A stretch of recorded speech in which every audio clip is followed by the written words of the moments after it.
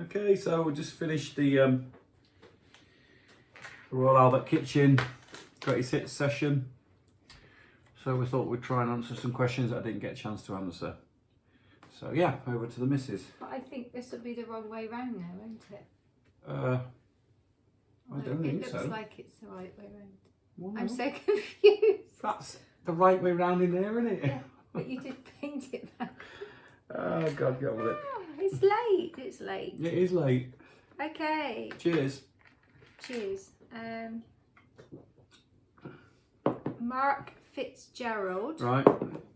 I've heard that other artists say it's difficult after tours with missing the high of the crowd, etc. Did you find that? And was it hard to play your solo tours to less people in smaller venues? Yes, you do miss it. It's an inevitable fallout from, I think, becoming successful. I can remember when we used to tour with the Angels at the height of our success, you know, when we were doing the Jammed on Demand tours and all that. Actually, I specifically remember it on that tour because we'd done the Road Gods tour, which had taken us to Hammersmith for the first time, and that was an extraordinary experience, but we'd never felt that before. So we were on a kind of different high. I think there was more of an expectation with the Jammed on Demand and the Jam and touring.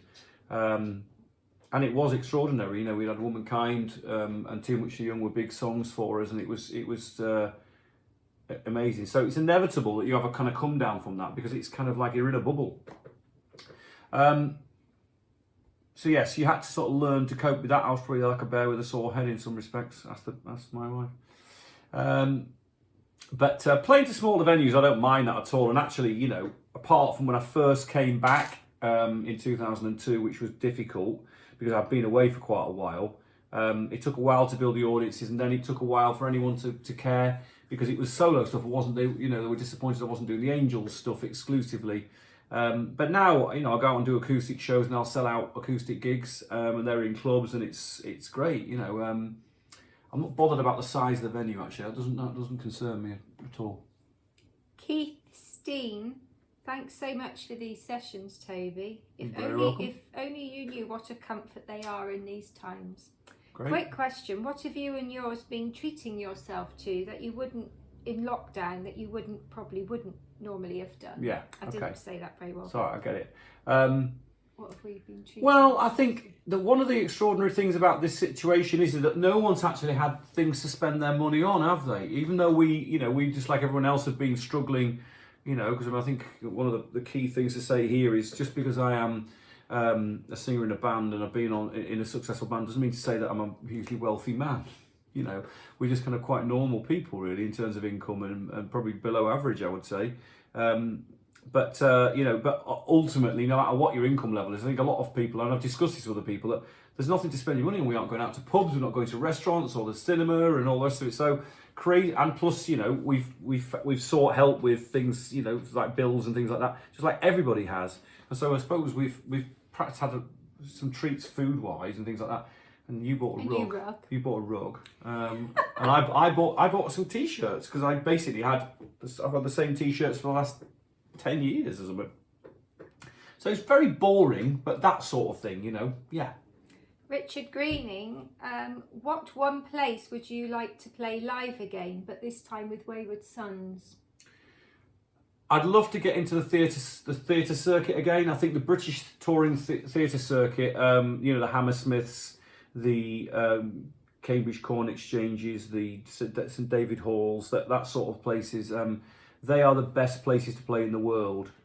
And it's the same on the continent, actually, mainland Europe. Mainland Europe has very similar touring venues like that. We did a lot of them with Steel Panther, and they were great because they're not too huge, you know, 2,000-3,000 capacity venues, and they're wonderful because they have great acoustics. It's the best vantage point for a fan to see a band. It's not too big, it's not small.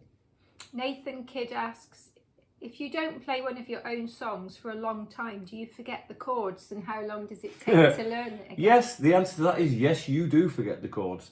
But it's a kind of weird muscle memory. I mean, I think in the case of the Angel stuff, I mean, you know, weirdly tonight I forgot the chords for the end of Kicking Up Dust because it's almost like it's like counterintuitive. You sort of, it's so on the end of your fingertips that you kind of expect it to be there sometimes. And I just made the wrong changes twice, and it's so second nature to me that it's just a kind of like, I don't know, it's like a memory slip or something. I don't know what it is, but like, you know, I learned Love Is a Gun for a couple of sessions back when we were doing the Young Gods album, and I was surprised how quickly that came back, and we never played that live, but I remembered playing it in the studio and how I wrote it and all the rest of it. So yeah, it's a funny one, that. The words stay. Don't have any problem with the words are all there. It's more a case of trying to remember the changes and all that, you know. I'm not very good, you see. I think people wouldn't realise how long it takes you to prepare for these Oh, Thursday nights. It's not. Well, it's all week. It's all week. It's a week long. It's preparation, because it's you know, it's getting the words. Yeah. Like I have crib sheets. I have some of the words there, and that's not because I don't know the words. It's mainly because in the heat of battle, one of the biggest things, the challenges I've had, and we've talked about this, is the feeling of doing the gig in the kitchen with no audience. Even though I know there's an audience, a huge audience out there watching me, what's weird about it is there's no reaction back, and so weirdly that puts me on edge more. It's kind of harder to do it without an audience than it is to do it with one. Fiona Crossland asks, which album would you play to chill out after a hard day's work? Hunky Dory, David Bowie. Cool. Wow, that was a short one. Any plans for Wayward Sons to play the Royal Albert Hall? Wouldn't that be nice? I think with the Sons, we're trying just like every band, to sort of, I think, survive at the moment, but being optimistic. We're working on our third album at the moment, and we haven't done a headline. We haven't been able to do a headline tour for the Truth album. So as soon as we can get back on that horse and do those shows, then we'll carry on that trail, and wherever that takes us, it will take us. I'm just as ambitious as I've ever been with these things. It's more a case of just having the pieces in place, Joe Bradley asks, what's your favourite song to play live? She doesn't specify Little Angels or right. Any favourite. Well, I sort of wrote a lot of my songs to be live songs, especially at the beginning of the Little Angels career. That's the way I looked at it, is I wanted to be able to play these tunes live. So I love playing Young Gods. That's a great track to play live. It's historically, and Don't Pray For Me from the Angels era. But I really do love playing the Wayward Sons songs live. They're built for live. I did that, even though I wrote them, with very specific narratives. I wanted the chords and the riffs to be really instantly recognisable. I wanted the fans to be able to sort of go, oh yeah, that's the Ghost riff. It's simple but immediately direct and immediately recognisable. And so they're great. They're great fun to play live. Quite challenging songs actually in a lot of ways, but yeah, they're great fun. Chris Tate asked, if you all had to change instruments / roles for a song, could you do it, and who would do what and what song? I think he means the Angels. Well, I don't know. I think this is relating to Angels, or maybe Wayward. Well, I'm a very, very average musician, and I'm not afraid to admit that. So it would be difficult. Although I did play bass on the Fastway album, and I played bass in rehearsals in Fastway. I like playing bass guitar, mainly because it's not that it's a simple instrument. That's a silly thing to say, but I like the effect bass has on a band. I think bass is a very underrated instrument actually, and what it contributes to about a rock and roll band is really, really, really important. You only have to look at the Beatles and Paul McCartney, who used to put the bass on last. On a lot of the later Beatles records, because he wanted to sort of wind his way around with the bass guitar and bond it all together, and I definitely get that. Some of my favourite musicians are bass players. Chris Welburn asks, if you could do another rock and roll education tour, would you? He's an ex-Scobie School Jazz Orchestra Tony Turner era. Good old Tony, yeah. I don't know really. I think what worked about the rock and roll education tour in the Angels is because we were all young too. We hadn't been long out of, we weren't long out of sixth form. I could still, remember being in secondary school, and as we all could, I'm sure. And so we understood the kind of energy in the schools. I mean, we started playing in the schools in Scarborough, Scobie School. We played at Pinder School. We played various schools around the area, and that's where we got the idea from, because we used to go and play lunch times, and the place would be packed with kids, and yeah, a lot of them were trying to just getting out of the rain, or they were, whatever it was going to be. But the reality was, it went down great, and it's because you've got a young captive audience that are really impressionable and want to take part in stuff. And so when we took that out on the road, because we were young too, because we were still, I mean, Jim was still, he'd have been 16, 17. So he was a young kid, you know, he'd only just left school. And so it made a lot of sense. But I think now I just look like a silly, sort of slightly overweight 50-year-old leaping around the stage. I don't think it would be the same now, would it? Steve Bendel asks, what do you think of Stone Dead Festival and the concept of it being organised by fans? No, I've made my comments about Stone Dead before. I think it's brilliant. I mean, we played it last year, and I was utterly blown away by it.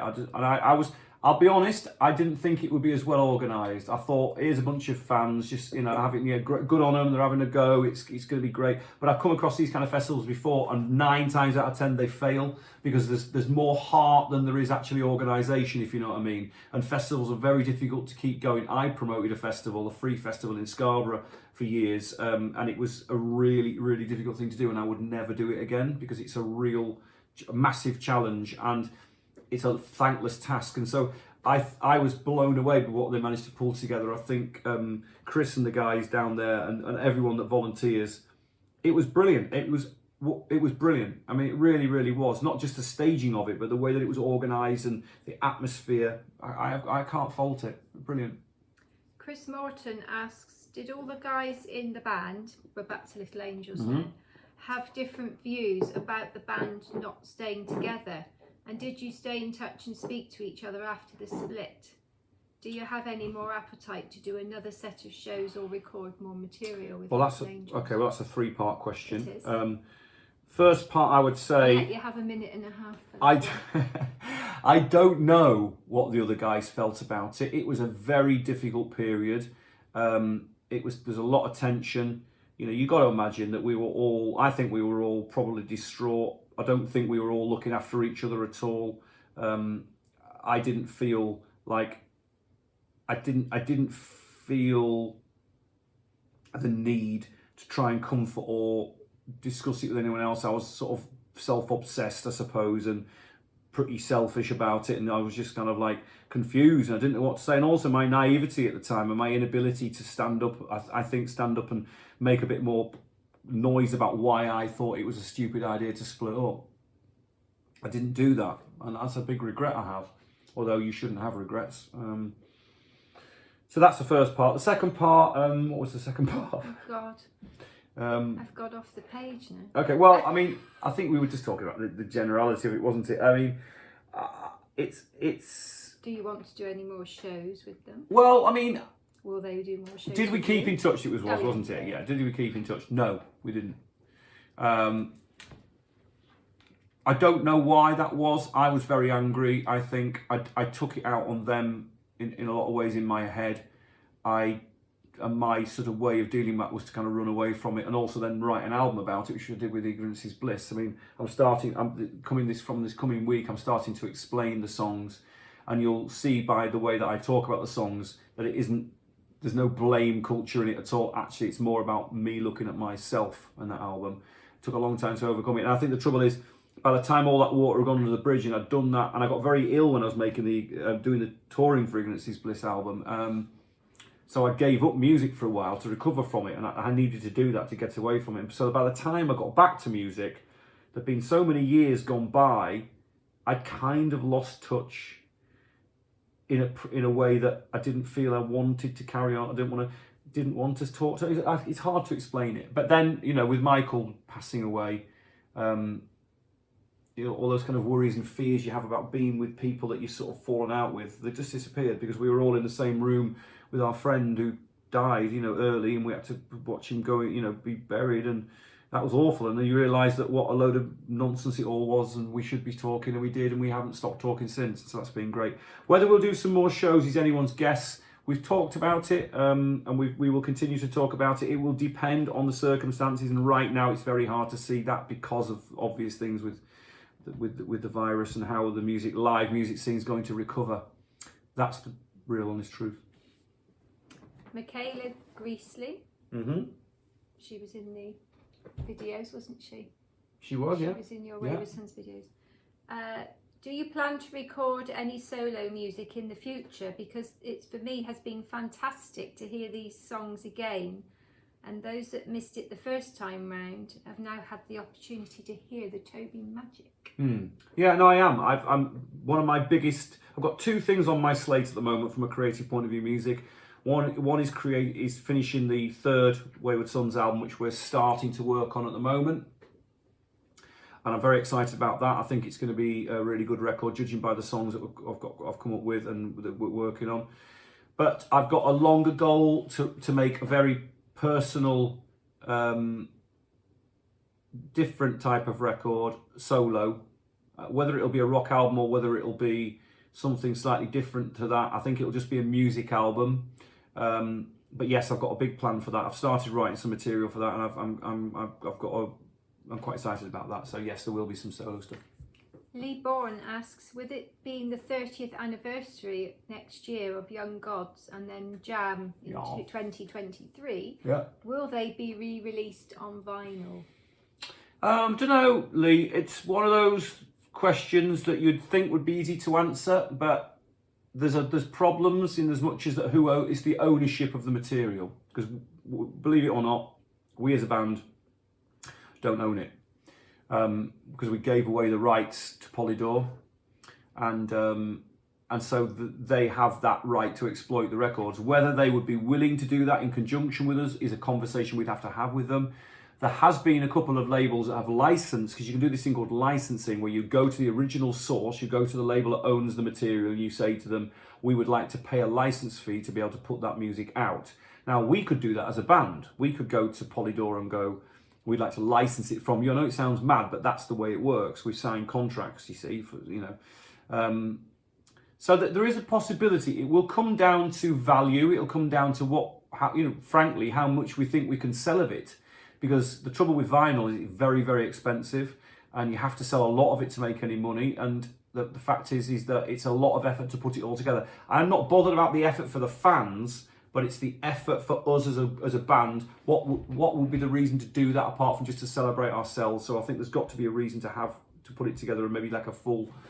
I've mentioned to the guys, maybe we could gather all of the materials together, all the albums, all the B-sides, everything, put it together on one big deluxe box set. But that might be prohibitive cost-wise. So we are looking at things like that. It's a possibility. Okay. This is a question from Instagram from And the Road Goes Ever On. It's actually for me. Ooh. What's it like being married to someone that's so highly regarded? And by me, Dad. well, it's a two-part question. Okay. So, Well, answer that one first then. Just be careful, please. Be gentle. It's lovely being married to Toby, of course. And when we go out to shows and things, then it's wonderful to see people coming and talking to you and having photos and things. But in real life, in our normal life, it's nothing like that, because we just live our lives like anyone else, don't we? Yep. So I don't see you as being famous. Well, my kids always say, don't they? There's dad at home and dad on stage, two different people. Yeah, it's like Jekyll and Hyde, really. But I see it's weird to me when they say that, because I literally don't feel any different. I know that I go on and perform, but that kind of performance side of me has always just been there. I don't make it up; it's just there. Yeah. So you're just Tobe. Yeah. You're not. Yeah. And then the next part says, as I'm one of the first people to see and hear your music and how it changes, what's it like to look back on your musical past? And to that I would probably say, we met obviously when it was Little Angels, so they're always going to be one of my favourite bands, and this nostalgia and the emotion is always there when you hear the songs. That will never ever go, and that's what's been so lovely with you doing revisiting these songs. The memories run deep for people, so I'm part of that, really. Massively part of that. But I love Wayward Sons, obviously, and I just love your voice and your lyrics and so on. So it's just an evolving thing, isn't it? Oh, thanks, Lord. There's been so many questions tonight on the actual live thread. Just literally, there's over 2,000 comments, so we can't really revisit them all, unfortunately. No. But they were all quite similar. And so yeah, that's it really for tonight. Okay, well, thank you for watching. Slightly shorter than normal, this one, but that's all good. We will keep these going, and we'll probably do these kind of like, as you know, as we sift through all the questions. If we see something that's really interesting we haven't answered before, then we will. And I hope you enjoyed watching it. And a lot of the questions, actually, some of them are very similar themes. So do watch some of the previous Q&As, because your question has probably already been answered a few weeks ago. Exactement. Yeah. All right, great. Thank you. Thanks for watching, and we'll see you next time.